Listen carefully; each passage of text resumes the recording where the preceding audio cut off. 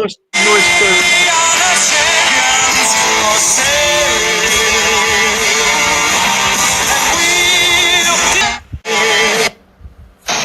I'm panicking. Don't panic. No, I am, because I'm going to lose my job. A stitch up. It was a stitch up. Upset. When I lose the small side games, I'm upset. Because that's the fucking standard. When I don't see a team that wants to play the Champions League. You want to play the Champions League? Play the Champions League. And the same to you and everybody. And everybody that comes on the bench to contribute, to help. We were so hard to be here, and we give it away. The good thing we have 45 minutes. Do you think the best team lost this time? I think so, yeah. Especially for 160 minutes. I'm saying that, and they are saying that because they just told me that. Who did the PSG bench? Yeah. Mikel Arteta. Oh, boss, that game against Bournemouth was crazy. The last-minute goal, we were nuts. Though some people say every time we win a game, we celebrate like we won the league. We don't over-celebrate, do we, boss? Oh, no.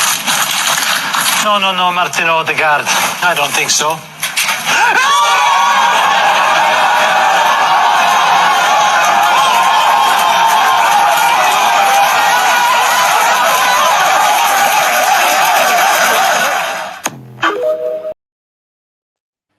Welcome back, familiar to Northside LDN, and today we've got a great panel. That one, I've not seen all that all the way through. That's first time, man. That's pretty impressive. I've got to admit, it's probably one of the best things that I've seen for a long time.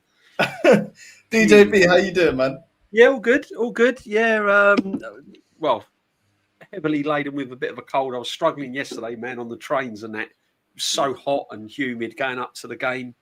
Was obviously at the game, which was yeah, it was okay. It was okay. I'm not I'm feeling good, but not excited. It was okay. You know, it was yeah. I mean, I'm sure we'll get into it later on, but yeah. Apart from that, all good, my friend. All good.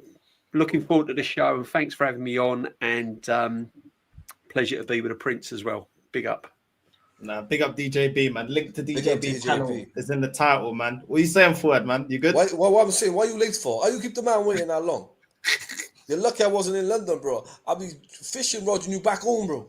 I don't know about fishing rods. You know what I'm saying? I don't know about the fishing rods. But what are you saying? You good? You happy? I'm good, bro. I'm good, man.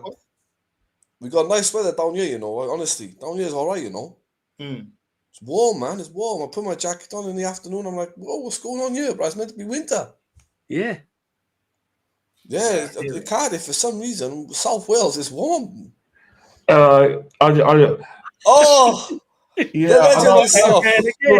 Fuad. I've known what DJB. Me and Fuad have known each other for 5 years, and I've met Fuad. Remember Leicester away? Leicester away, yeah. I met Kenny in person. We won 22 season when when we beat them 2-0, and Aaron Ramsdale made a great save from a free kick. Was it Madison, wasn't it? Yeah. Yeah. Yeah. So yeah. Wow, man. You know, in the crowd, you just see one big Mike Tyson, big brother stands out like Lennox Lewis, and that's Kenny. Yeah. You believe it or not? It was that day when I met what's his name, Premsy. He was at the game as well. Yeah. Nice. Yeah, so it was yeah. Oh yeah, just doing the thing I do. I'm here till 10, so I hope I do myself justice. No, you'll be fine, Kenny, man. Big up, man. Listen, I know you're short for time. I know DJB as well.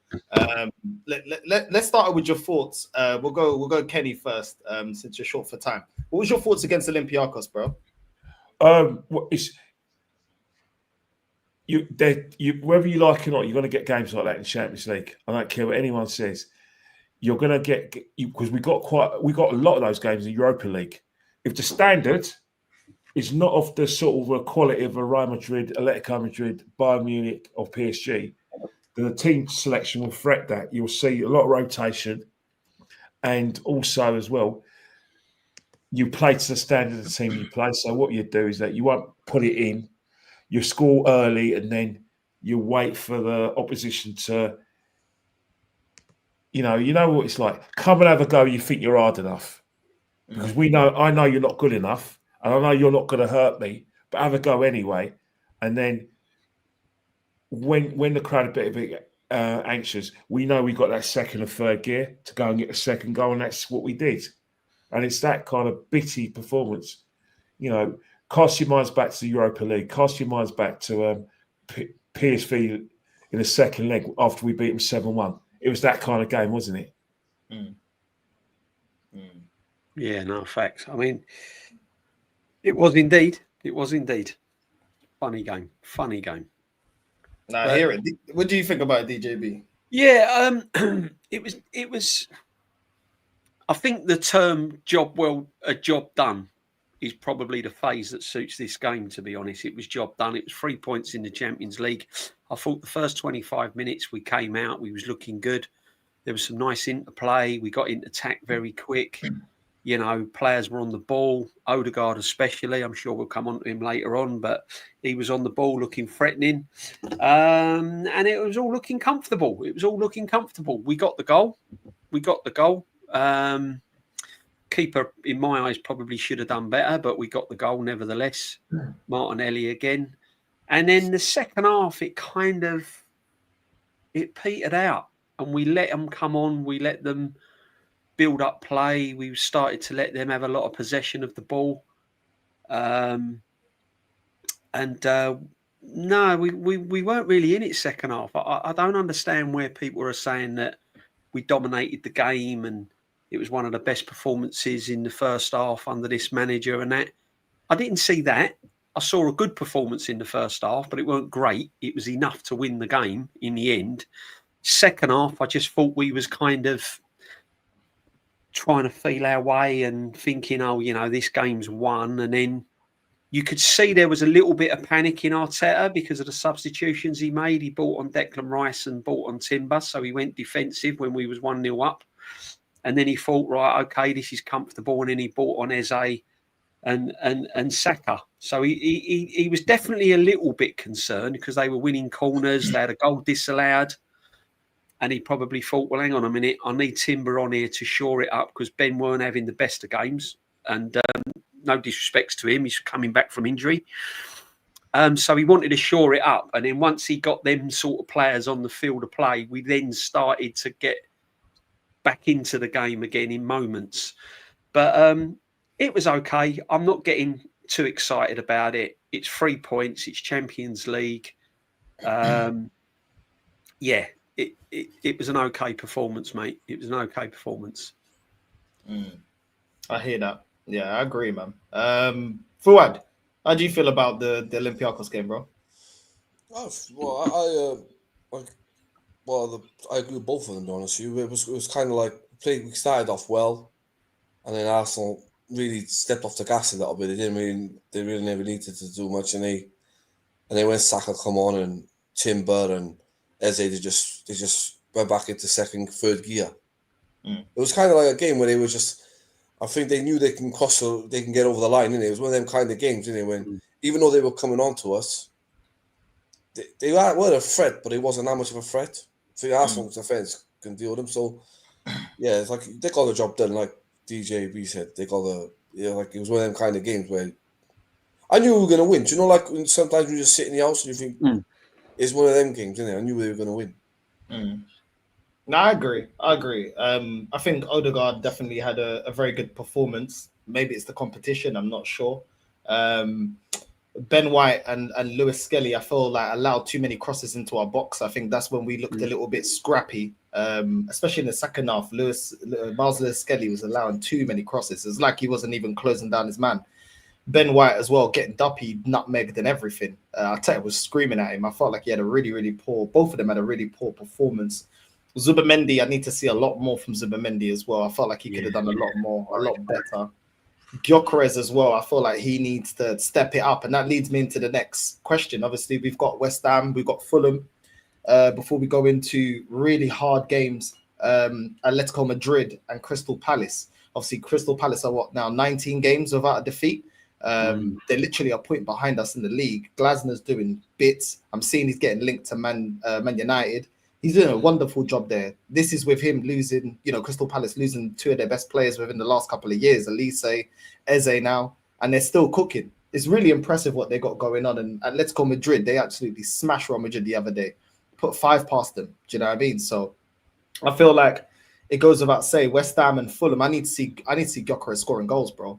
Like, at the end of the day, he's now getting service, and now I'm looking at him and saying, well, you should have scored against Olympiacos. The previous game, he had opportunities as well to score. You're now getting a bit of service. You need to be finishing them.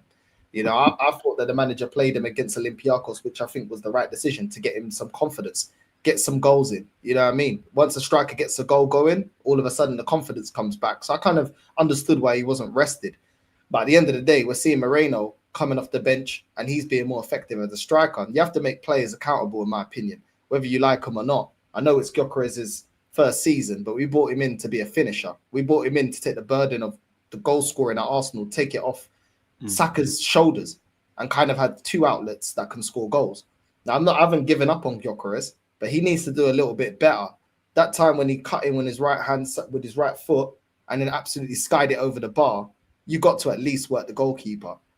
Do you know what I mean? And I just feel like he's getting opportunities where I'm like, I want to see a bit more from Gyökeres. I want to see a bit more. I know he's been frustrated with the way that we started off the season, which wasn't catered to him, but I definitely want to see more. I mean, I'll ask you, Kenny, West Ham, Fulham, they're must-win game. We need to be winning these games going into Atletico. You're on mute, Kenny. You're on mute. First thing, you talk about West Ham, and you talk about the game where, they had a much improved performance against Everton, who, by the way, haven't won in 4 games. He didn't win in 3 games. And,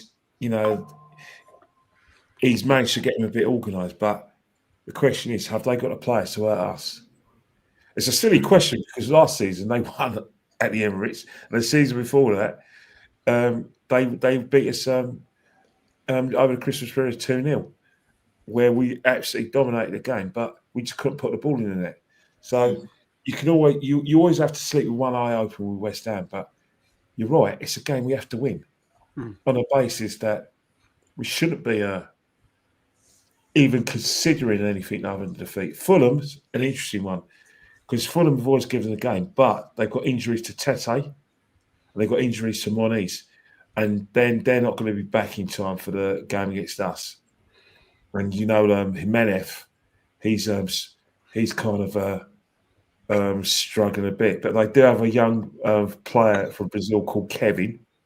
Who's one they got big hopes for, and obviously Iwobi he just raises his game by 2-fold, and they still have that. For some reason, Fulham, I don't know what it is.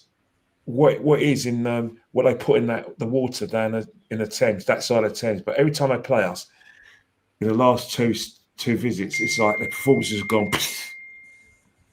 So that is a basket. But you win leagues not by beating Man City or Liverpool. You win leagues at places like Craven Cottage, and again, it's a must-win.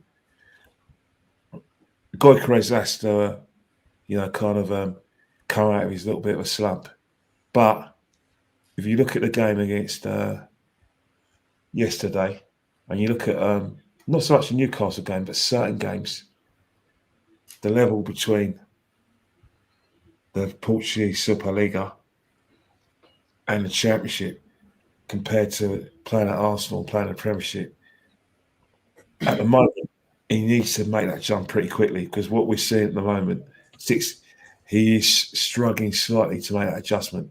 You don't get time on the ball like he needs. Like the chart. Looking at the charts, yes. Odegaard's kind of put in the plate for him where he can run on it. And there was a time when he got the ball, he got out of his feet. I said, "Nah, shoot." But he didn't. He took another touch. And by the time the door was open, it snapped shut. The defence has got the ball. And then Newcastle, the same sort of thing. He cuts in, and then he has a shot, when you think, hang on here, this is half chance. You've got to shoot early. Harry Kane shoots early. The top strikers shoot early. And I think that's the situation where he is under pressure because we've got no Jesus, we've got no Havertz, who, you know, who knows? He could be rotated with Havertz. Havertz could be the first choice. The fact is, he is our only striker. So he has to fill his boots sometime. But in order to fill his boots, he's got to change the way he plays slightly. He's got to take his chance when it arises. Don't think and overthink it. Yeah, I think we Gyökeres, and I've been getting pelters because I'm a bit like you. I'm expecting a little bit more. The whole reason why we bought a number 9 and the fans demanded a number 9 was to score goals in vital games, in big games. And you know, he didn't. It wasn't him that scored against Newcastle. He scored against Leeds, fair enough, and he scored one from the penalty spot. But yesterday, Champions League, when you're kind of flitting in and out the game and players have been rested, so you're not you're not at full strength. Your number 9 is who you're relying on. And for me, I said at the moment, he's looking like a prime Andy Carroll. He's got all the upper body strength. He's barging players off the ball.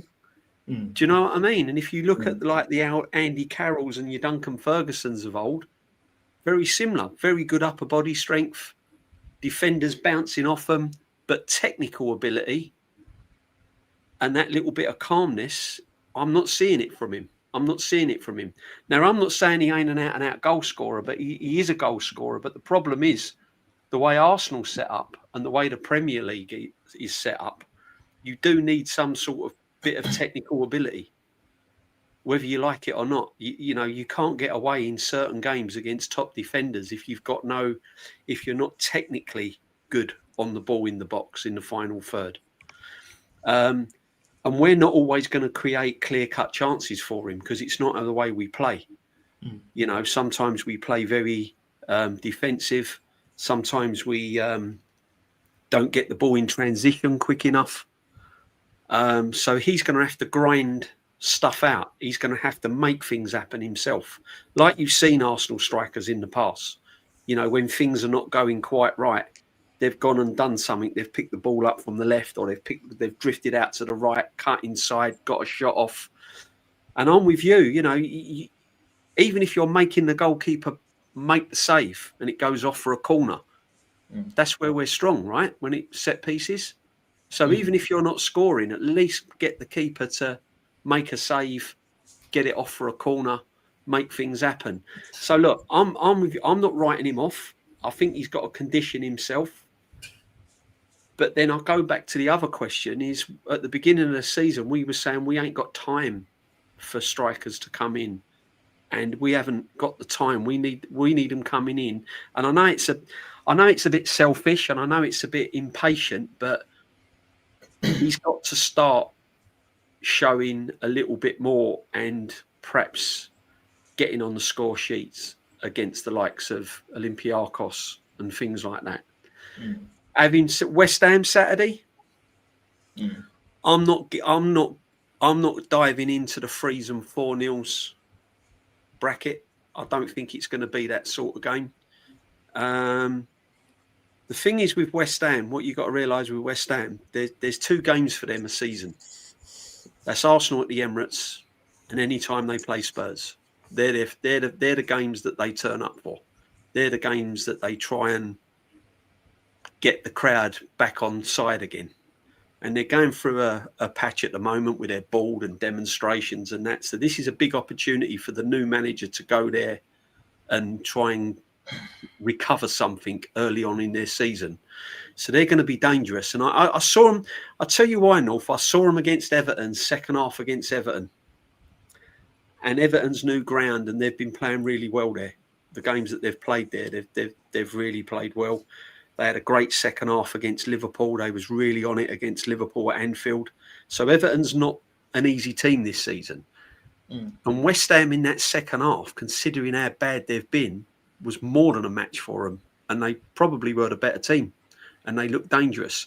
So I agree with Kenny. It's not the sort of game where you can sort of go to bed and don't keep one eye open. You've got to keep one eye open, because unlike us at the moment, they've got Jared Bowen. If he gets the chances, he will score. Trust, he will score. Whether people rate him or not, that guy is a good player and he will score a goal. So we've got to keep it. I think we will win, but it depends on his system. It depends on his lineup, and it depends if we are going to be on the front foot straight away. Because teams like West Ham, defensively, they're weak at the moment. So you've got to start the game on the front foot really early to put them under pressure. But I think we'll be okay. Fulham away, it's not been a good ground for us, is it? It really hasn't been a good ground for us recently. But they've got players injured, and again, I do think we'll be strong. But look, it's no good going to St James's Park and winning 2-1 if you can't then go on a run of games. You've got to put a run of games together. You have to put a run of games together. And when you look at Liverpool's fixtures and look at our fixtures, this is an opportunity for this manager and this team to put a run of games together. Because if we are going to be serious, we need to beat teams like West Ham. We need to go to Fulham. We need to win at Sunderland. And we need to go into that North London derby with maximum points. So, yeah, I'm cautious but confident, if you know what I mean. I hear that. Fuad, would you make of the Gyökeres situation right now? You think we're being a bit harsh, or you think we're being fair with him? I kind of disagree. I think it's a bit harsh on him, because everyone's looking at Gyökeres, all eyes on Gyökeres, but sometimes you got to look at the teammates around Gyökeres. It's like yesterday, people are criticizing him. Like, you've got to bear in mind, he come into a system where first, we're playing defensive football, then attacking football, then we're parking the bus in Anfield, then we're parking the bus at home against Man City. So it's not really, you can't really look at Gyökeres and say, oh, he's had all these chances. Like, when people are saying Havertz, people have got fickle memories. Havertz didn't score in 5 goals and he got gifted a penalty. Gyökeres has showed signs that he can do it, like against Leeds. He took on the ball, whacked that thing. He created that himself. He scored the penalty. And people forget, the goal he scored against Nottingham Forest, this time last year, that ball was going over to Emirates Stadium by Havertz. So you can see this. And, Arsenal fans are fickle. Like, they forget, like, these little chances he's scoring, like the one against Forest. Last year, that would never win in. That's why we drew how many games at home? Do you get me? So I'm not really. That's a tactic. Havertz would have put that away. That's a tactic. That's not a play. Go back to Brighton last season at home in the Emirates and see the sit that he missed. You've still got scars from the FA Cup against Man United. What's that? You've still got scars for that. Yeah, listen, go back to Brighton last season, Ken. Go back to last season. We drew Brighton 1-1, and everyone go back and see the sit that he missed. It was exactly the same Gyökeres buried in. So you can see the difference already. Yeah, of course, definitely.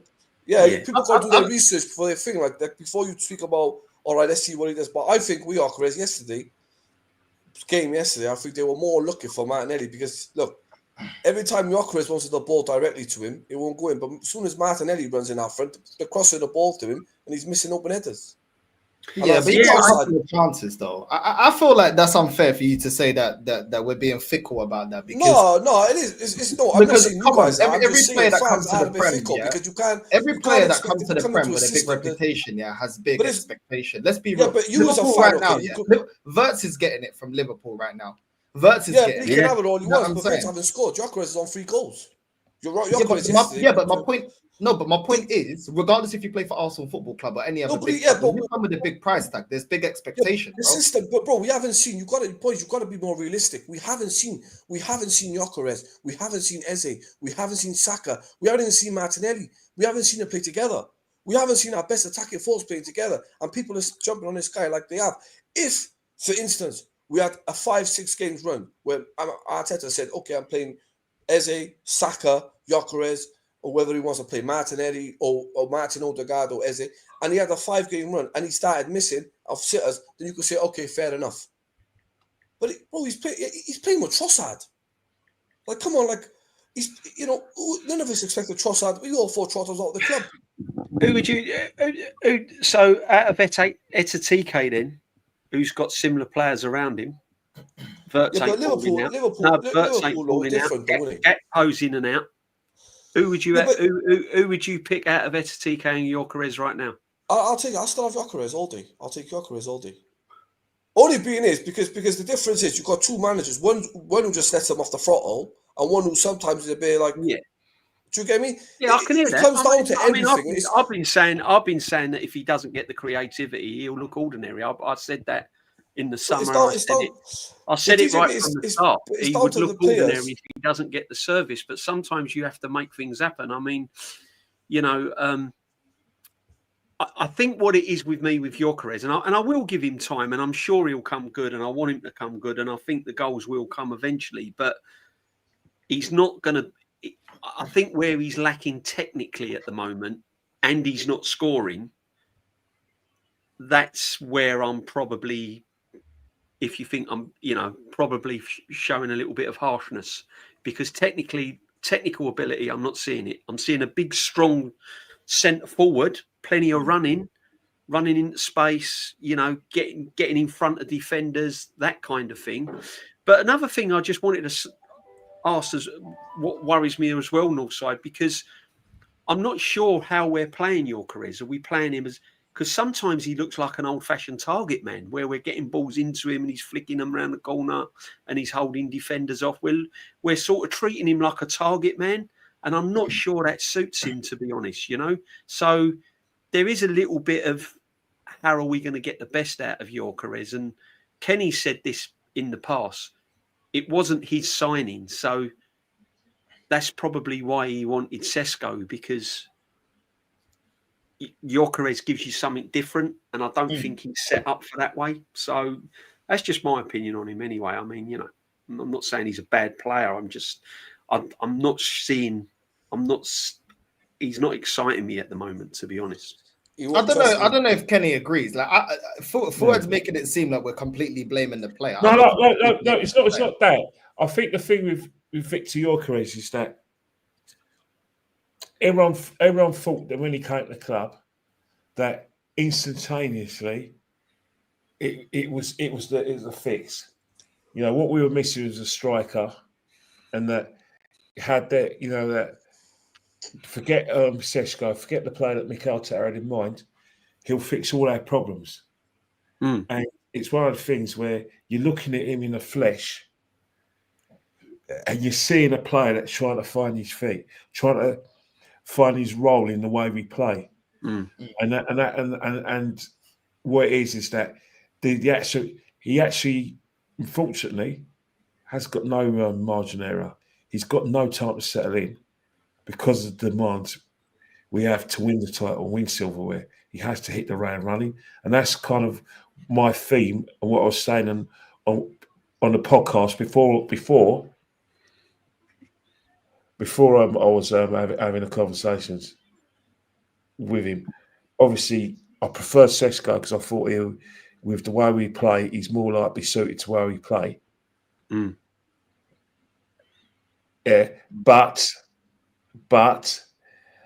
I mean, now in a situation where he is what we got, but we need to get him up to speed to where we play, because, maybe the best way to get something out of Sesko is, sorry, not Sesko, I keep on mixing them up, Gyökeres is ODEGAARD, because when ODEGAARD got the ball, he got the ball early to him. There was a kind of, he's making those kind of passes. When I was on your show, DJB, I said, what's changed from Martin Odegaard? Why are we seeing those performances? And I said, well, there's three, like I said, situations which you can consider. One, injury-free, especially around the ankle. Two, competition for places. Three, he's actually got a striker to find, to pass to, to make early direct passes to. You know what I mean? How everyone was saying, Mesut had had a top class striker. Mesut had someone like Higuain or Suarez, and had all these players instead of Giroud. Mesut Ozil will be top. Look at Mesut with Cristiano Ronaldo. He was the best player in the world in terms of assists, you know, and because Cristiano Ronaldo loved playing with Mesut Ozil, but he's got to play with Giroud. And I think maybe Martin could have that with Gyökeres. You never know, but in terms of like that's one of the reasons why I think, you know, why Martin is going to improve. Remember, it's only 2 games. You know, he had credit in the bank last season, but because he had such a spectacular fall from grace in terms of his form, you still sleep with one eye open. Yeah, true. You know what I mean? When it comes, you know, Darren Sullivan's got a bit of a point. He's I think he's probably thinking, you know what? Yeah, the trapdoor shut on ODEGAARD, but I'm thinking we have to wait and see. We have to see that over a run of games, you know, West Ham at Wednesday on Saturday, Fulham away, then you've got Crystal Palace in form, Crystal Palace. But the barometer is Atletico at home in the European Cup. You know, Bayern Munich in the European Cup. Gyökeres is definitely going to play. He's the only striker.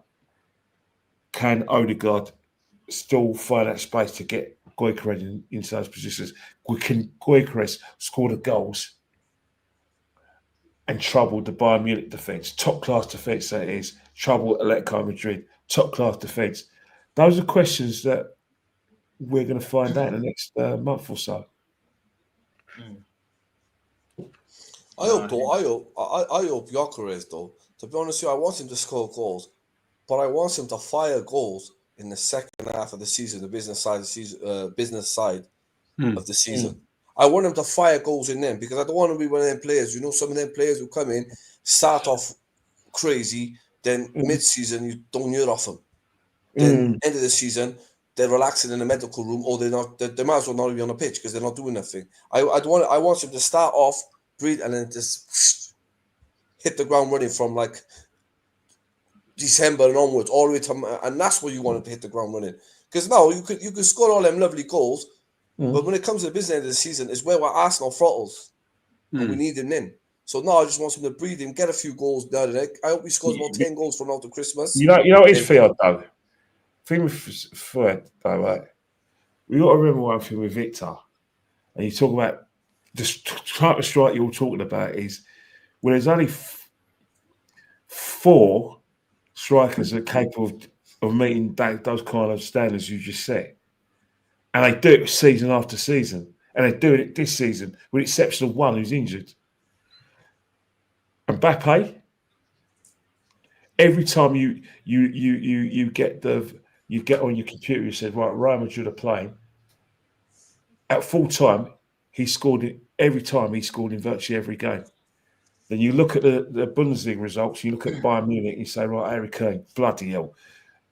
How long has he only been there? He's been there 5 minutes. He's already on the course for 100 goals if he's not scored them already. And then you look at Haaland. You know what I mean? Gyökeres is probably not in that bracket. And probably never. I don't know, Ren. I don't know. I reckon once he starts fight, I reckon once he finds his feet, he's going to score loads of goals for us. I rate you know those 3 players are technically better than Gyökeres. It's his goal vision, though, isn't it? He just knows how to put the ball in the net, and that's what we want. They though, but those 3 players can make something out of nothing and score. I think Gyökeres got the ability to do it. It's I don't know. You don't know what's going on. Like you can see already that. Like, look, I know it's the Portuguese league, but they still got goals. So where there's goals, he's going to score. But he's awesome, mate. I'm not one of the ones who's going to turn around and say because he's done it in our league, he's still done it. But I think he could do it in England, no problem. But it's just when it's like I said at the start of the season, he's come to where we play paramedic, like when we play defensive football. Then we choose to do attacking. Then we go back to thing. Then we go back playing 3 defensive midfielders. You know, it ain't really. But if he's gonna, but sorry to interrupt you, but if the manager is going to set up that way and he's not going to drastically change the way he plays, then Gyökeres has got to find another way, isn't he? Like good strikers do, they find other ways. Michael Owen did. You know, Andy Cole. You know, you can go back time and time and time and time again. Jamie Vardy. I agree with that. I'm not even talking about elite. I'm talking like Jamie Vardy. You know, they find a way, don't they? And this is what I'm trying to say. What I don't want to get with Gyökeres is that, yeah, the system ain't going to suit him, but at the end of the day, we haven't got the manager that's going to change the way he plays. He's still going to set up defensively in certain games, and he still ain't going to take. You know, he's still going to play cautiously. He's still going to play with two defensive midfield players at the Emirates, which I don't understand, especially against teams like West Ham with a weak back line. He needs to just play with one DM. So if it's not going to suit him, has he got the ability to find his own way and find a way of scoring goals and being a threat? Because that's what top strikers do. And if we're putting him in that bracket as the top striker, then he has to find a way. There's a difference between a top striker and a top goal scorer. And what I mean by that is they score goals, but they've still got the ability to find a way how to score goals if things ain't going for them. And I'm not sure whether Gyökeres is that elite level. But against Leeds, no one creating anything for him. He done it all himself, so he has got the ability to do it. Yeah. You know, people forget that. Like the guy got frustrated. They wasn't getting the ball, so we just pick up the ball. But you don't know what's getting said on the sideline to him. Like you don't know what's getting said in training. Like you've seen already. The world have seen. Like against Leeds, he picked up the ball, took on one, took on two, and bam. You know, Gyökeres got the ability to do it. You know what I mean? So if he wants to, so there is a player in him. But what worries me though, Fayed, is that he doesn't do it, and the longer it goes on, and the fitter Havertz gets, then that would be like that could be that I can see happening. I can see Havertz coming back in the team. So for me, Gyökeres has got to get a head start. Otherwise, Havertz will be back in the team, and he'll be doing all sorts of madness, putting him out. DJP, I think with Gyökeres, if Gyökeres in the team, I believe defenders are scared of him. Like Martinelli, every time Gyökeres on the pitch, that's why Martinelli is always getting through, because they're too worried about him. That's why when Gyökeres plays and Martinelli plays, people say, "Oh, play Martinelli down the middle." The only reason why he's getting his freedom because it suits him to play with Gyökeres. Because, like I said, when Havertz is on the pitch, you got one player marking him, maybe no players are marking him, but every time Gyökeres picks up that ball, there's free, bam. I understand that. But it's not the main reason. They want to bring back Havertz. We didn't buy Gyökeres to be a target man so other people can chip in with goals. It helps, it helps in certain situations. But I think Gyökeres has scored. I think, look, you know already Arteta loves Havertz. I already know that. So, but if Gyökeres scores goals, you've got no option. Sit down. I'm not saying don't play Havertz. Sometimes you have to rest. You have to rest Gyökeres.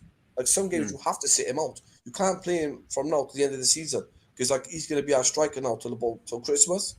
Yeah. So Havertz comes back. So some games they have to sit him out. So Havertz has to start anyway. Yeah. No. I don't know. I ain't got my doubts of him scoring goals. I just got me doubts of the ability to get in those situations if the system don't suit him. And I've got concerns. I've got to be honest. There are concerns, but he ain't the only player. He ain't the only new signings I've got concerns about. But that's where I am. You know what it is, right? I've seen comments, valid ones, that they've seen like the valid ones about his ability. He can score goals and he's doing it for But Richard Broad, is what he said about Arteta will be putting. That's up to Gyökeres. If Richard is saying that Havertz 100% came back into the team, regardless of what Gyökeres does, that's the challenge. That's the pressure Gyökeres is under. And I agree with you. It's down to Gyökeres. I agree. Because sometimes when Gyökeres is, when you are in certain games, you look at Kai Havertz and you're thinking, you know what, just to push Gyökeres. Him being fit is something, something that, we could do with. Or if we are struggling, we need a goal. Kai Havertz. But Marino's doing what Gyökeres should be doing. He done it against Newcastle. Surely we need Gyökeres to pop up and do things like that. Do you know what I mean? Listen,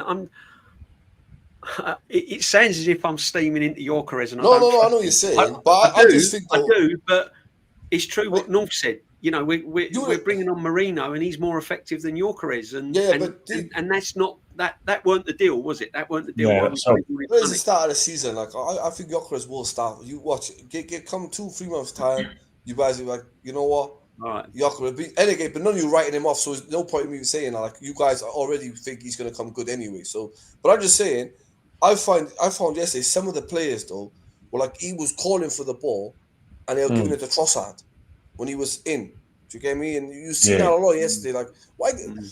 But I've been saying this for the start of the season, though. I've been saying this in the start of the season that I wasn't really blaming Gyökeres because I could see him dropping the shoulder, losing the centre back, and that split second he's asking for the ball.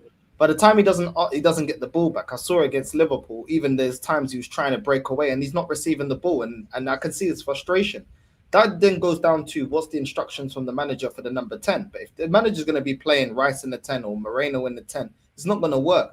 Players need some consistency, especially if you're bringing them in from a different league. There's no consistency in the team lineup. The team lineup a lot of the times is wrong. Let's be real.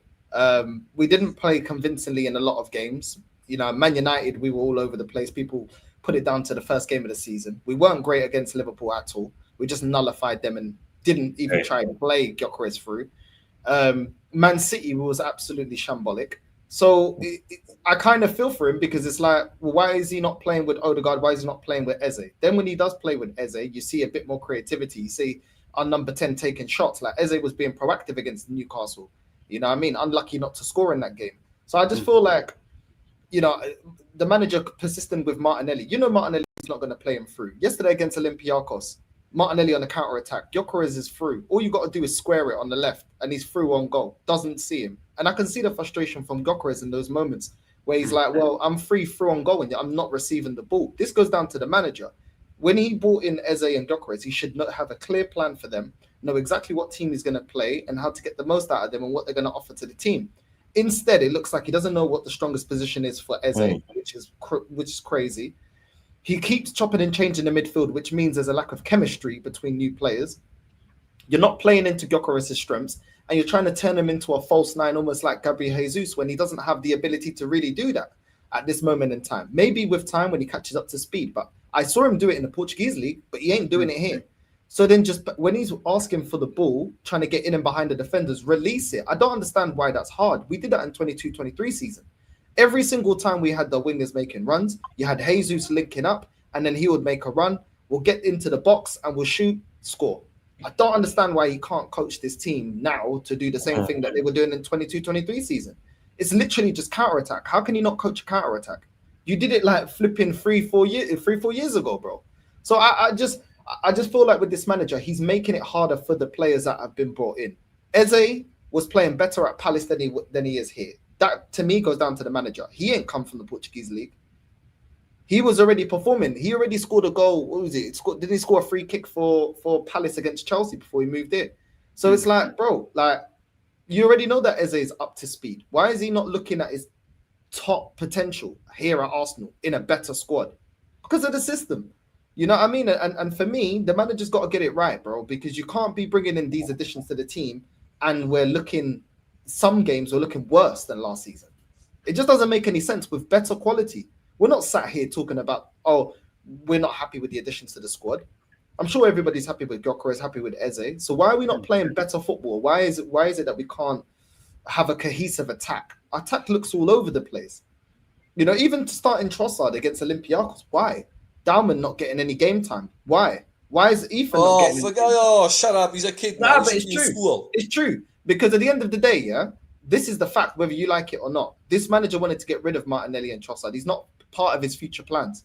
That's a fact. He brought through Dalman because he believed that the kid is good enough to take the step up. People said limited minutes. We're barely seeing him get any minutes. That's a fact. Ethan is another talented player that last season didn't get the minutes due to his performances. Yeah. This season, in pre-season, Ethan played well. Dalman and Ethan played well. They're both warranting more minutes than what they're receiving at this moment in time. And whether you like it or not, Trossard's on the way out. Martinelli will be on the way out. We were looking to move him on. We just didn't get a buyer that hit the amount of money that we wanted. Give these players that deserve more minutes, that are part of our future, more minutes that you actually believe in. Because if you already know these players are out of the door, you don't need to be playing them as much as you're playing them. You're telling me against Olympiacos, Ethan can't get 20 minutes? You're telling me that he's not good enough to get 20 minutes? Is that what you're saying, Fuad? Ethan. No, Ethan's good enough to play 20 minutes. But listen, I'm not going to sit here, all right, bruh. Like, you've got a lot of the fans, all right? You know, this Max Stauman, oh, he's my best player and all that. Bro, the man's a kid, bro. The man still believes in Santa Claus. You ain't going to do nothing with him, bro. You know what I'm saying, bro? The man's still waiting for the Easter Bunny to come. He's a kid, bro. Like, how can he be a best player when he only played one game in the Premier League? Like, didn't Wenger play Theo Walcott when he was a kid and he went to play for England? But back then, it was fair. I don't care about Theo Walcott. Did Saka not break into the team? Did Saka not break into the team being a kid as well? Saka's a it's different, isn't it? We pick and choose now when they're kids. We pick and choose when they're kids, isn't it? Listen, Saka's got to now it's the kids. Saka's a Mandinko. But you believed in the project. When you believed in the project, wasn't it Project Youth? No, wasn't that what you believed in? No. Oh, now you don't believe in Project Youth. It's not Project Youth anymore. It's only Project Youth when you decide. He goes to bed at 9 o'clock at night, Brad. He goes to school in the morning, and you guys want to play him in the Champions League. Get out of here. I just think if it's confusing for us when we're trying to guess what system he's going to play and what players he's going to play week in, week out, if it's confusing for the fans, then it must be confusing for the players at some point. Because here we are going into the West Ham game Saturday. We don't know whether Trossard's on the left. We don't know if Martinelli's on the left. We don't know if there's a starting in the 10. We don't know if Odegaard's going to start in the 8. We don't know if he's going to play Marino, Zubamendi and Rice. We don't know. We haven't got a clue. And it is changing all the time. The logic thing that we want as fans is to use the players that we've got and the talent we've got in attacking positions, because defensively we can probably agree that we're pretty solid. But in the attacking third, we need a settled side. The players need to be settled.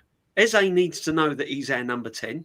Odegaard needs to find he's in an 8, as far as I'm concerned, because when he's more central, it's obvious that he's more creative, and he's looking a little bit more brighter because he's not kind of playing in that rigid system that he's playing in. He's more free. And then we need to decide who's playing on the left. Well, that's a lottery because that still hasn't been addressed. The left-hand side is still weak. Trossard, for me, and I've always said it, he's okay to come on and do a job 20 minutes if we need something different. He's all right to start a game and perhaps bring off at half-time. But for me, he's not a 90-minute player. Martinelli, big up to him. He has scored goals. What you're going to get out of Martinelli on a game-to-game basis for 90 minutes, creativity. He's still not got his head up. He's still running down blind alleys. You still don't know what you're going to get from him. He's still making bad errors and mistakes. So the left-hand side, people say to me, oh, yeah, we'll put Eze on the left. But Eze's not creative enough on the left. He can play on the left, but he's not effective enough on the left. He's more effective in the number 10. So this manager has got to think to himself, right, Gyökeres is got his doubts from certain fans. Gyökeres has got his doubts from certain media. I'm gonna prove him wrong now. What I'm gonna do, I'm gonna give him the opportunity to score the goals. So what I'm gonna do, I'm gonna play Eze in the 10. I'm gonna play Odegaard in the 8. I don't need 2 defensive midfield players at the Emirates when we're playing teams like West Ham. No disrespects to them. I can put Rice in a 6. Because that's another thing. Zubamendi is not a 6. Not in this league. He's too weak. He's too lightweight. He loses possession. He gets barged off the ball. He misplaces passes. You can't have a player in a 6 doing all this madness. You need someone in the 6 that gets the ball, keeps the ball, doesn't get pushed off the ball, and dictates the play. I'm not seeing it for Zubamendi. He's another one now where I'm thinking, you know, I was expecting a little bit more from, and it's not happening because he's losing possession, and is that his fault? Is that his fault? I don't know, but to me, he's not a 6. He's struggling in that 6th position. So then it comes down to the manager. Okay, what can I do with him then? I'll get him further forward. I'll push him in more of attacking positions.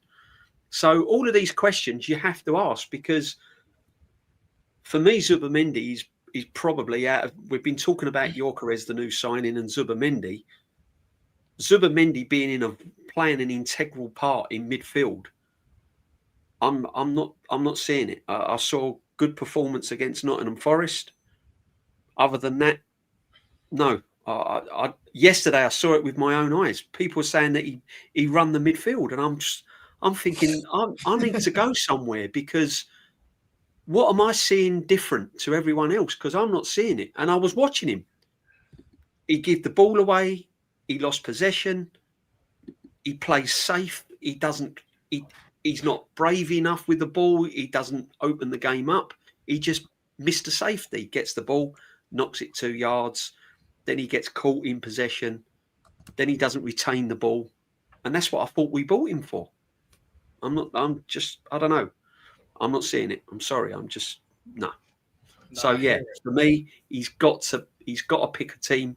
He's got to stick to the same team, and the manager's got to make up his mind what he wants to do in key games. That's where I'm at. Hello guys, I'm gonna have to Hey, DJB, we like the Bossich tweets, aren't we? We're on every Kenny, podcast. we're on every single stream, mate. I tell you, we're the Gabrielle and the Saliba of the stream world. I keep telling you that. I'll tell you we're never apart. We're never apart. Well, it's all week long. If we win trophies, we'd be better. Yeah, exactly, mate. Exactly. Anyway, I love you, Leeds. Feel like keep in touch.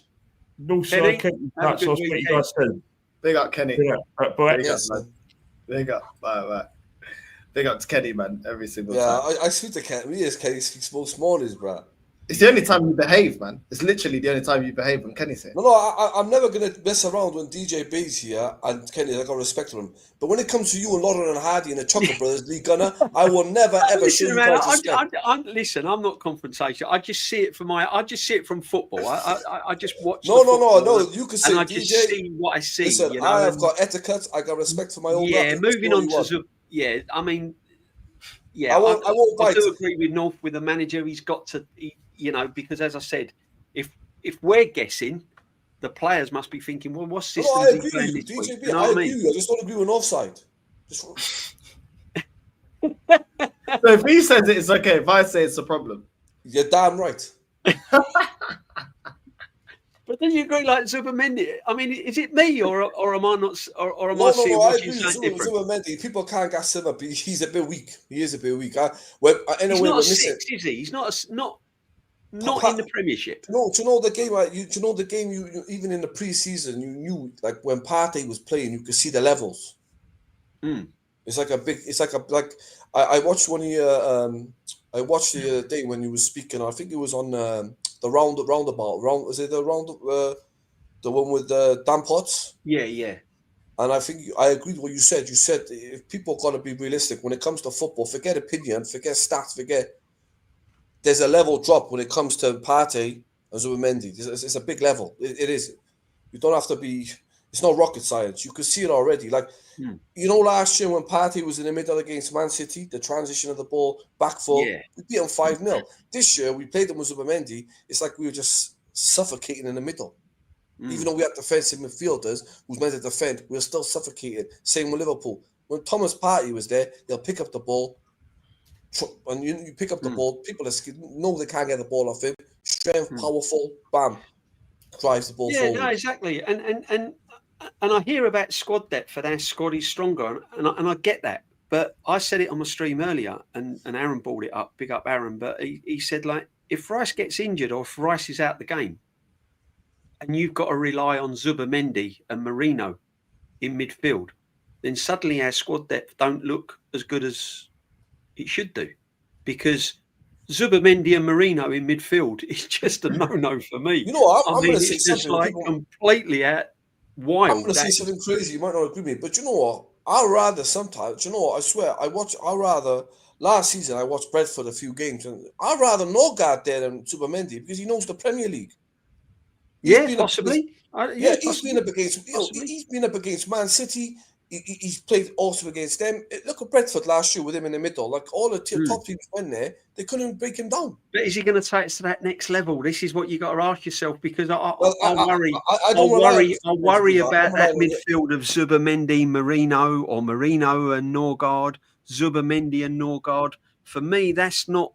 People bang on about our squad depth being the best in Europe and all of that. Well, there's not many top teams would have a midfield of kind of Norgard and Zubamendi or Norgard and Marino. You know what I mean? So you wouldn't be finding that in most top teams. I think Gyökeres and Eze and the defense will take us to another level. I'm more relying on them. I think Gyökeres is going to get us across the line to win the league. I think he's going to be the difference. Him and Eze.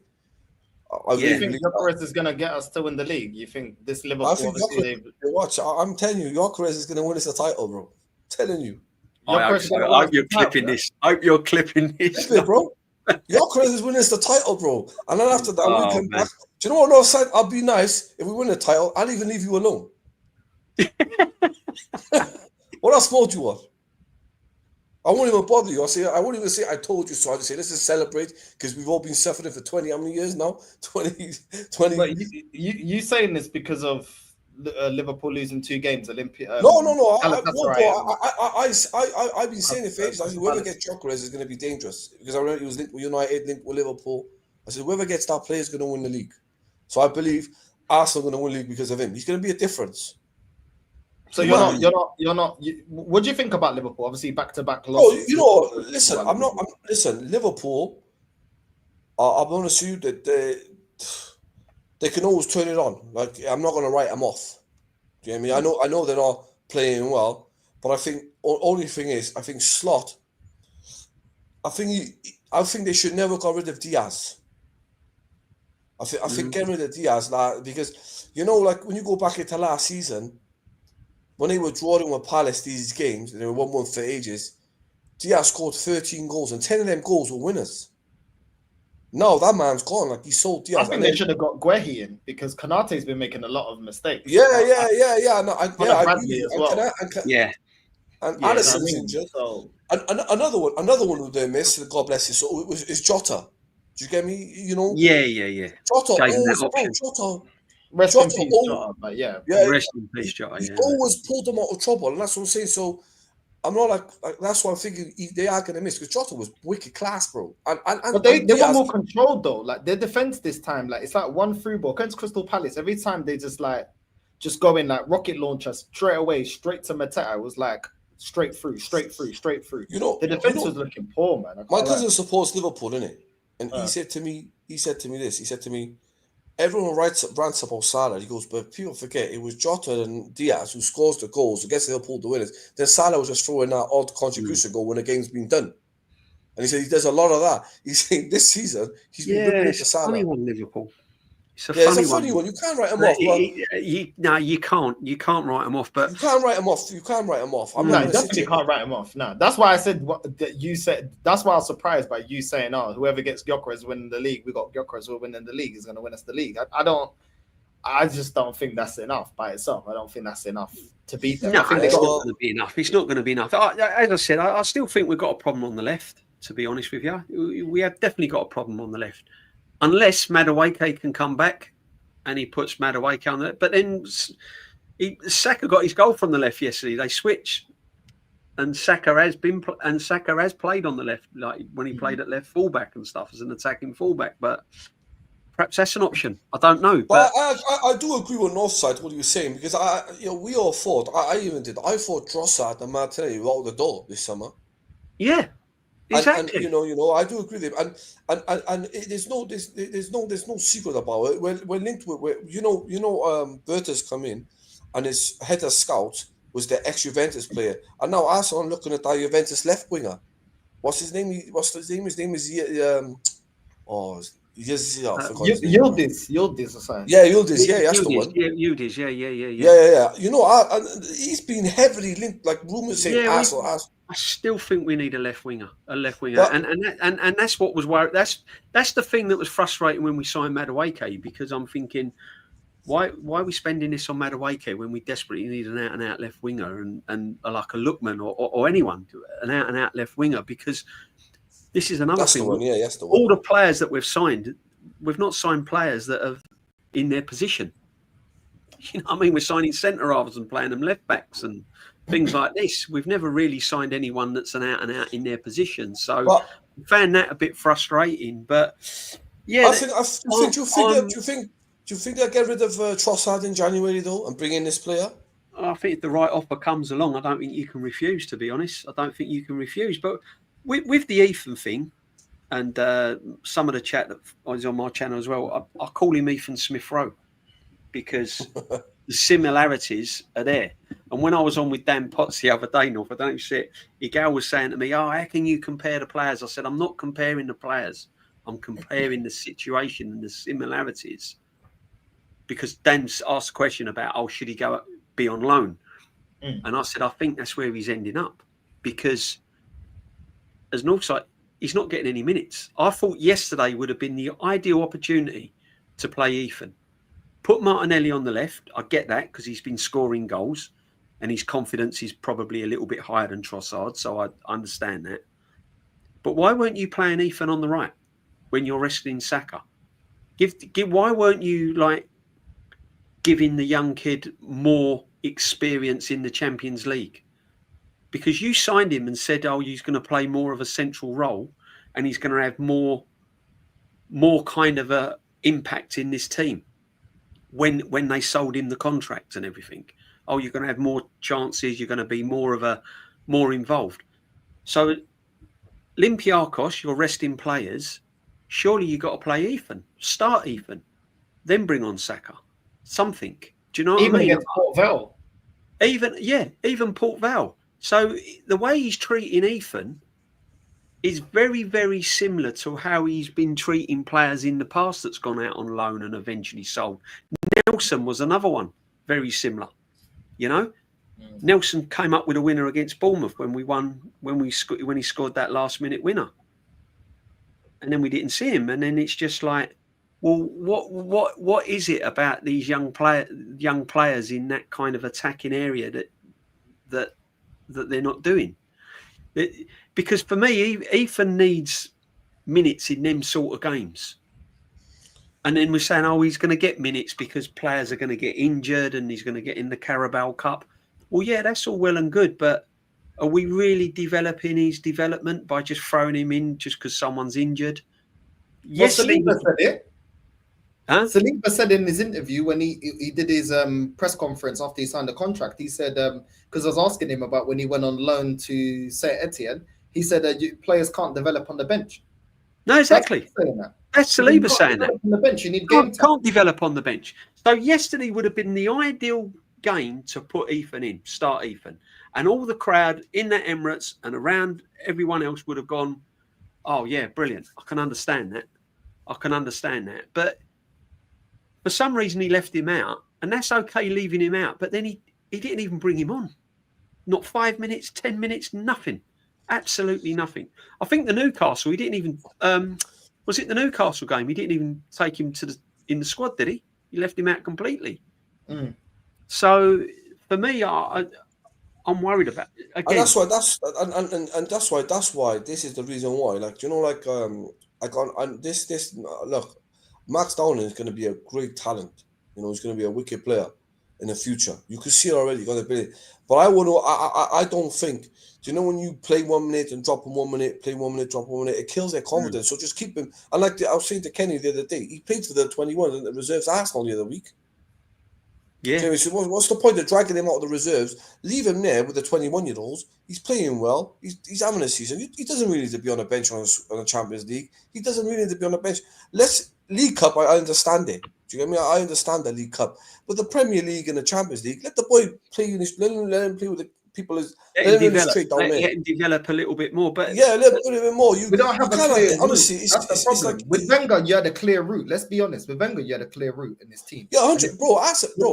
Wenger would use the cups, yeah. And if you performed, he'd let you sink or swim in the cups. And if you can make it in the cups, then you'll get game time in the league. And if you performed in the league, then you get game time in the squad. Yeah. If you continue to perform, then you break into the starting 11.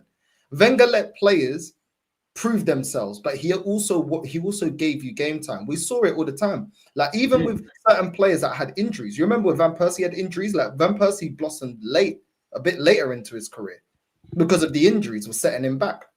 Do you know what I mean? We saw players like Eduardo come through. We saw players like even Haleb and Rosicky get game time. We saw Santi Cazorla get game time. Like he'd always award players, whether you're from the academy or not, and he'll let you sink or swim. We saw players like Miachi and Wellington Silva have opportunities, bro. And these players weren't of the quality, but he gave you enough chance. He gave Jenkinson chances, bro. Do you know what I'm saying? That's all we're asking for, bro. Do you know Robin Van Persie, though? Robin Van Persie, I don't care what anyone says. DJB, don't say. He's still one of my best players ever. I love that guy, man.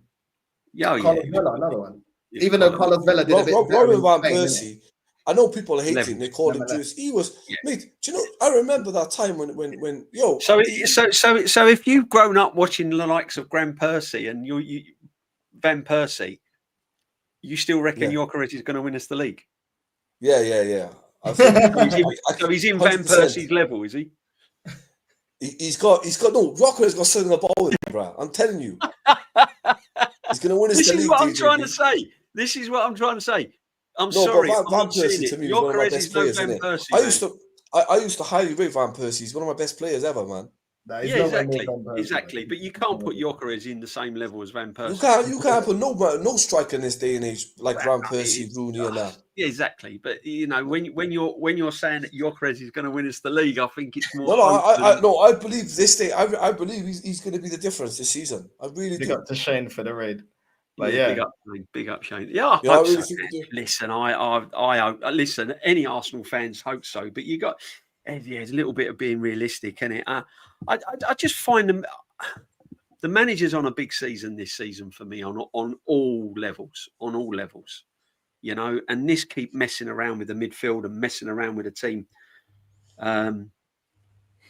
He's just got to stick. He has to just stick to this a system and try and develop the players within that system. You know, definitely 100%. And the Ethan thing is a really big concern for me because I think he's an absolute brilliant player and he's got a great future and he's got really good prospects. You know, and if you're gonna let Martinelli go, if you're gonna sell Martinelli and stuff like that in the future, then you're gonna have to you're gonna need people like Ethan. So, yeah, I can't understand why he never got minutes. Really can't. Wenger was doing that because he didn't have the money to buy players, so he was always looking for young players that will seize the opportunity and go to the next level, but most of them couldn't. Listen, at the end of the day, his player ID was still top level. And even with the limited money, we can still argue that he actually put together a better team than what this manager's assembled together with limited budget. We don't have no winger at this club on the level of Alexis Sanchez, not even Saka. And that's a fact. And I don't know how old you are, and I'm not trying to say that you're younger than me or older than me, but I'm just saying we don't have that, innit? When you look at Adebayor, he's better than any striker we currently have. Van Persie, better than any striker that we have. Fabregas, better than any midfielder that we have right now. Do you know what I'm saying? Rosicky, Cazorla, even Giroud, bad boy, heavily disrespected by this fan base. Oh, massively, massively. So you want to be talking about what Wenger was doing? This is why we have so much. Well, we're so critical of this manager because with more finances and not losing your best player every year, which Wenger was started to lose his best player every year, this guy was getting top 4. Do you know what I'm saying? The only thing Arteta has been guaranteeing us so far is top 4 with way more money and not losing his best players. So this is why we say he has to be winning, because we've seen this club a lot more restricted financially, getting bullied, their best players leaving, and not throwing the money at the problem like this manager. Wenger couldn't go out there and make a mistake and get Lokonga, Fabio Vieira, 101 flipping goalkeepers, a load of flipping defenders, Trusty, and flipping Marquinhos and all these players, and then just get another 100, 200, 300 million to replace that. That's what this manager's doing. Let's just keep it honest. A lot of the mistakes is his fuck ups. Kivio is his fuck up because he's not of the level. Now he's going with Mascara. That's his signing. So a lot of these players that we've been getting rid of are his own signings, not players that he inherited, not players from Unai Emery that needed to be rebuilt. No, it's his players. And yet a lot of them are not being developed by him. Zinchenko we're trying to get rid of. His player. Trossard that he bought. His player. Okay, Martinelli's not his player, but yet he didn't develop him, just like he didn't develop all those other players that he bought in. And this is the problem that I have. Wenger, with less means, was doing a lot more. And with that restriction, was still winning me at least more FA Cups. Even though that's not the end goal, he was still winning me more FA Cups. So who's a better manager? I think it goes without saying, even Wenger at his worst is better than this manager. That's a fact. And that is why I have a problem with Fuad defending this guy, because Fuad remembers Wenger days. And that's why Fuad can't argue what I'm saying, because he knows it's factually correct. No, because I respect Wenger. That's why. I don't respect your opinion. I respect Wenger.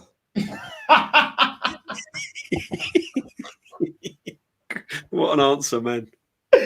Odegaard or Fabregas, Fuad? Come on, bro. You know Fabregas. I love Fabregas. Declan Rice would sometimes he plays in the 8. Do you know, Declan Rice. Wait, hold on. Declan Rice or Santi Cazorla? Cazorla, man. Come on. Don't bro. even go like he's even a fort, bro. Cazorla. Yeah, I'm saying any of these wingers or Alexis Sanchez. Alexis Sanchez was bad, bro. Alexis Sanchez, obviously, yeah, he was quality. Van Persie, Adebayor, either one of them or the strikers that we currently have. You already know I'm going to pick Van Persie. But this is what I'm saying, bro. So this is what I'm saying. This is what me and DJ be saying, bro. This is what we've been saying. This is what I can't understand why everyone's saying, oh, it's the best squad we've ever had. And then you, I don't believe that. No, I'm not saying you, Fed, in particularly, but a lot of the fan. In fact, no, not a lot. The majority of the fan base. Best squad we've ever had. Best squad in Europe. I won't say no, DJB. I won't say it's the best. And we're not even mentioning the teams that actually won the majors. We're talking about. I will say Wenger in the 10 years after of just winning FA Cups. I'm not even talking about Pires. No. And see, the problem is, right? You have to. What I'm trying to say is sometimes you have to just bring it down a level, and you have to keep both feet on the ground, right? So I'm hearing at the Emirates last night in just talk. In the concourse, getting a drink at halftime. Oh, yeah, I'm really excited about this season. I've never seen a squad like it. And I looked at the guy and he's like 5 years younger than me. And I'm thinking, how are you saying that you've never seen a squad like it? So you're telling me that this current squad is better than Henry, Bergkamp, Rosicky, Van Persie, Fabregas, Alex Song, Tony Adams, Lauren. And it just goes, yeah, it goes on and goes on and goes on. And what it is, it's just the modern fan now. With the modern fan and the modern, they're just brainwashed into thinking this is it, because we're so desperate to win something because they won't admit the manager's failings. So all they're looking for now is like, I'm going to say anything now to make me feel better, to make me think that this is the right thing to do. Okay, I won't say the best. Everything else in the past, everything that went before them, they forget. Go when they say it's the best squad ever. That's a big statement. You can't say. But that's what you're hearing. Yeah, that's crazy. But I will turn around and say this is the best squad Mikel Arteta have had. Say that. This is his best squad. I won't say it's the best. You can never say it's better because the squads are like. You've seen already the years. Like we've seen our youngsters go to Anfield back in the day and win 6-3.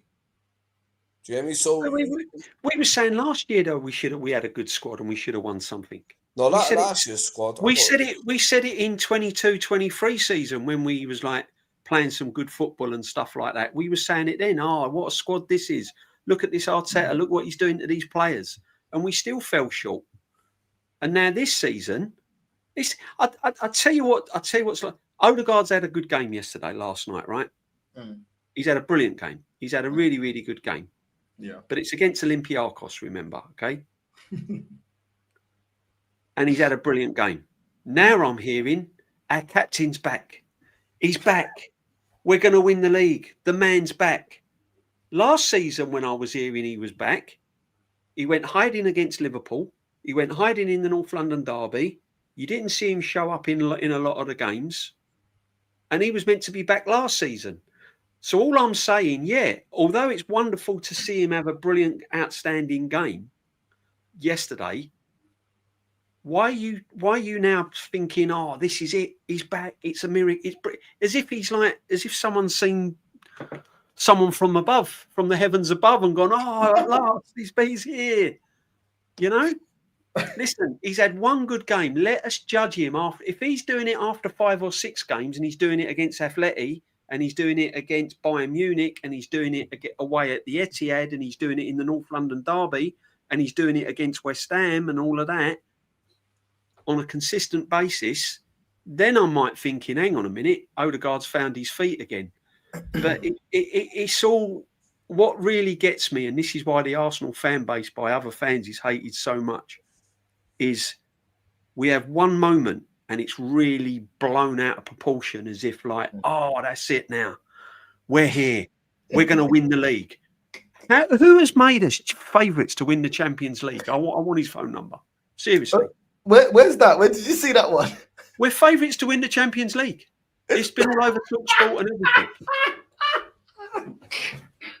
Come on, man. Come on.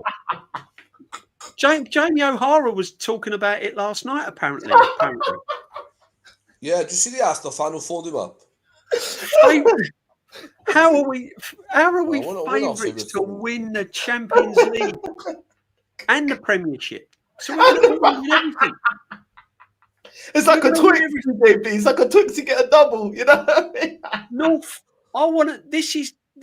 I've never known it. I've never known it with this modern day fan base and manager. I've never known such outrageous kind of statements. How are we favourites to win this Champions League? Tell me. This is mad. So we've got a better squad than Real Madrid. We've got a better squad than Barcelona. PSG. You know what I mean? PSG. We can't even lay a glove on them last season, but now all of a sudden it's a miracle. You know what I mean? It's crazy. This is why they open themselves up for criticism. Because if you're going to put yourself in any walk of life, if you're going to put yourself on a pedestal and you're going to big yourself up and you fail, then you've got to be prepared to take everything that comes your way. Yeah. And that's how I look at this manager. Because he installs this into people, and he's the one that's brainwashing all these people and making us favourites for this. And it's just mad. It's really mad. I just don't understand it. But that's where I'm at. But hey, you know, obviously I want the best for Arsenal, and I want them to win. Of course I do. But you ain't going to get overexcitement from me at the moment. I've got to see it consistent on a regular basis for me to get excited. Now I hear it. Even forwards keeping it a little bit humble. You know what I mean? Football's a humbler. Even he's already with the party poppers. The pom poms come out. You know what I mean? He's one of Arteta's biggest cheerleaders. I'm telling you now. I listen to quite a lot actually on your show, and he's a top. He makes me laugh as well. You know what it is with these lot is I criticize Arteta, but you know you criticize with this guy and Lee. They try wheeling you into their devil. They try wheeling you in, and the thing is with me, I'll do it in a different way, Fad. Is that what you're saying? You know when they do it to Igor very well. Igor goes crazy. Oh yeah, but come on, man, Igor. But with me, I know what they're doing. See, they're playing off one another. Do you know what I call Lee the shepherd, and you got the sheep there. Do you get me? And then if vice versa, Northside becomes a shepherd, Lee becomes the sheep. It's vice versa. Like, do you agree we should be favourites to win the Champions League, though, Farad? Seriously, we've never won it, so I don't agree with that. We've never wanted to be favourites, bro. Yeah, but we've never won the league under this manager. But you believe we're going to win it with him? Is it different? We become closer in the league. Champions. Do you know what? We got to the semis, bro. So where's the logic there then? Where's the logic there? This manager's never won a league title. So why do you believe that he's going to win a league title? He's going to win it this season. Is the season he's going to deliver. Okay, so we're not going to win the Champions League because we've never won it as a club, but we're going to win the Prem. No, under a manager that's never won a league title. You believe that he's going to win a league title? He's going to win a league title. Yeah, I believe he's going to win it this season. That makes sense. Yeah. But one thing about the Champions League though is kind of makes someone like personally. Why are you not believing? Favourites is Paris Saint-Germain. But why are you not believing though? We got the best young manager in world football. No, because Champions League is a different league game, isn't it? You know, they just won it, so the favourites should be the ones who won it. So PSG.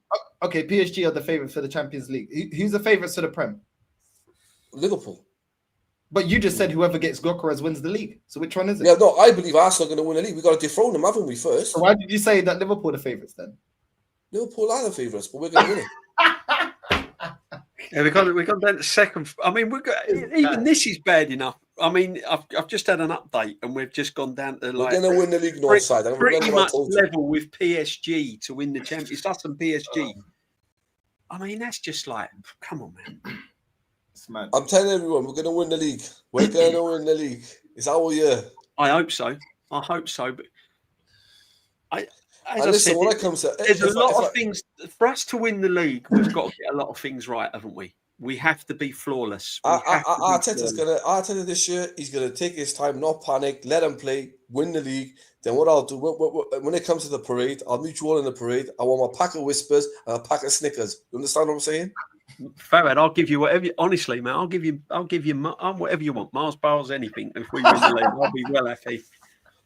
Honestly, when we win the league, after DJP, I'm coming to see you in London. We're doing a celebration. Yeah, together. Honestly, I'll be gassed if we win the league, but I won't want this manager for another. I won't want this win the league and then go. He knows he's got to win it this year. He knows win the league and then go. And people say I'm mad, and I'll tell you why, right? Because if he wins I'll flip it on this. I'll give you this scenario, right? Arteta wins the league, and they give him another 3 years. That means he's won one league by the time his contract ends in 10 years. So if I was to say to you, would you be happy with one league title with a manager in 10 years? What would your answer be? It's going to be nah, never, never. That is why when people say to me, "You mad? You'd want him gone if he won the Premiership?" I'd say, yeah, because what will happen is he'll get another 3 years. So he would have been here 10 years, and he ain't going to win nothing in 3 years' time. It's taken him 6-7 years to win one league. So in 10 seasons, he'd have won one Premiership.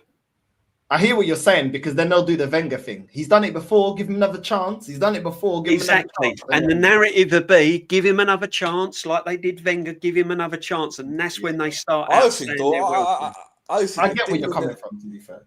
But then again, for me, if a manager wins a major honour, you should give him another chance. Yeah, I understand that. I'll give him a 2-year contract. I'll give him 2 years. So he gets 2 years, 2 more attempts. So you get 1 year, don't win it the next year. The following year, you got to win it, or your contract's done and you're fired. But don't give him mad contracts like 3-4 years. If he wins the league this year, I get what you're saying. I get what you said, DJB. I get it. If he wins the league this year, then they'll win it back to back. I think they'll win it back to back.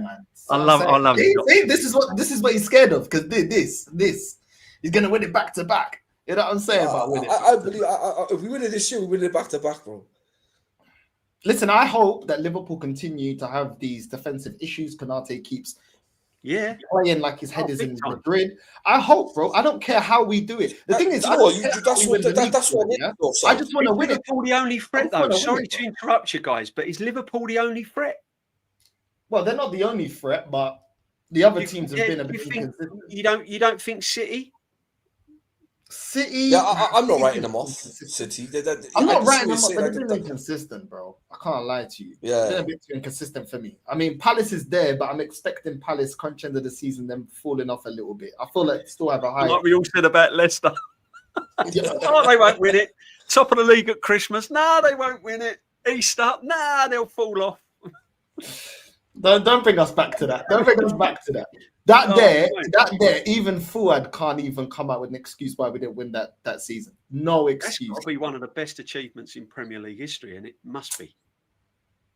Leicester, man. Yeah, because that's like well, not the same, but I know that when Forest won the Champions League back to back, man, that was crazy. That was amazing. That was one of the best. That was probably the best, to be honest. No one will ever do what Brian Clough did at Forest. No. The Leicester, I can come with a few excuses. The grass wasn't cut properly in the Emirates that season. They watered it too much. Next time, we'll it too much at half time. Who would you have as manager, though, Fuad? Who would you have as manager? Seriously, if this manager don't get over the line and he's gone at the end of the season, who would you have? Luis Enrique.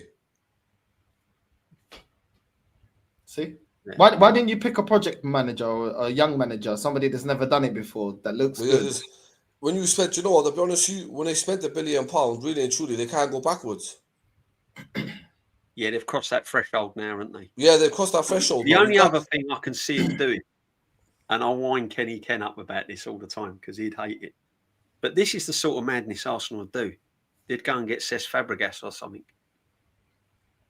Please, no. I saw him being linked to Man United. I saw somewhere. This is what I'm saying. He will get a big job, Cesc Fabregas. Seriously, he'll get a big job. Somewhere along the line, someone will take him. And in matter of cost, yeah, I don't want anyone that's had links with Arsenal. My next manager, I don't want, bit like Berta being the sporting director. I don't want anyone linked or ex-players or anything like that. Not for me. Just best in class. Let's get best in class. Yeah, definitely.